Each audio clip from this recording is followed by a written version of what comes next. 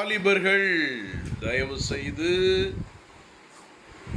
யூரினை அடக்க முடியல, போகிற வழியில் யூரின் வந்துடுது. நிறைய பையங்களை பார்க்குறேன். யூரின் படுக்கையில் போகுது. வாலிய பையங்க, சின்ன பையங்க இல்லை, வாலிய பையங்க. யூரின் படுக்கையில் போகுது, மலத்தில் போகுது. மலை இழுக்கும் போது தான் யூரின் வரணும். சிறுநீர் சும்மா அடக்க முடியலையே, அடக்க முடியாமல் யூரின் படப்படப்படப்படம் போயிடுது.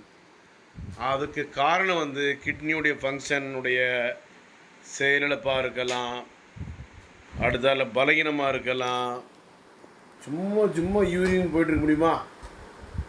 அரை மணி நேரத்திற்கோ யூரின், 1 மணி நேரத்திற்கோ யூரின்.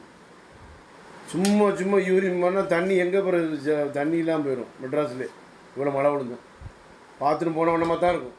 நிறைய பேர் சாப்பிட்ட உடனே கக்கூஸ் போகுது, சும்மா இருந்தாலும் யூரின் வருது. அவ்வளோ யூரின் வரக்கூடாது. குடிக்கிற தண்ணியே கழிவாகி யூரின் வரலாம், சாப்பிட்ற சாப்பாடு கழிவாகி மலம் வரலாம். அதை விட்டுட்டு என்னப்பா அநியாயமாக இருக்குது. சாப்பிட்ட உடனே கக்கூஸ் போகுது, பாஞ்சிராப்பில் பாத்ரூமில். அதுபோக ஒரு மணி நேரத்துக்கு இருக்கா. இப்போ நம்ம லாங்கில் போகிறோம் வச்சுங்க, வண்டி ஓட்டிகிட்டு போகிறோம். அப்போ போகிற வழியில் பார்த்தீங்கன்னா சில பேர் என்ன செய்கிறாங்கன்னா டமார் நிறுத்திக்கிட்டு டக்குன்னு பாத்ரூம் ஓடிடுறாங்க. கட்ட யூரின் போகிற இடத்துல பாட்டுக்குன்னு அர்த்தம். ஆமாம், அது வாலிய பையங்களுக்கு இந்த பாதிப்பு ஏற்படும். திருமணிஞ்ச ஆண்களுக்கு ஏற்படுது. நிறைய பேர் கால் வலி, கை வலி, முதுகு வலி, கழுத்து வலி.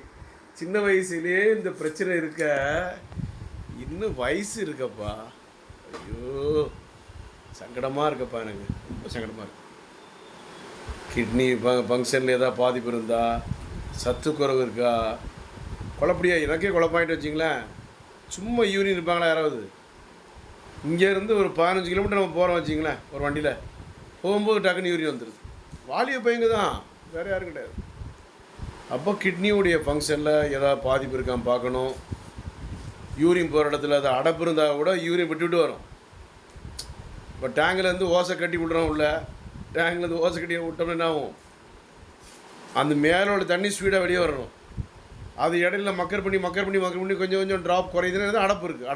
அடப்பை கிளியர் பண்ணணும். இன்னும் கொஞ்ச நேரத்தில் நேரலையில் வர்றேன். நன்றி வணக்கம். டாக்டர் ஜான்சன், பிஎஸ்எம்எஸ் 14 அக்பராபாத் 2வது. நன்றி வணக்கம். நன்றி 9840 5994 9840 69 194. நன்றி வணக்கம்.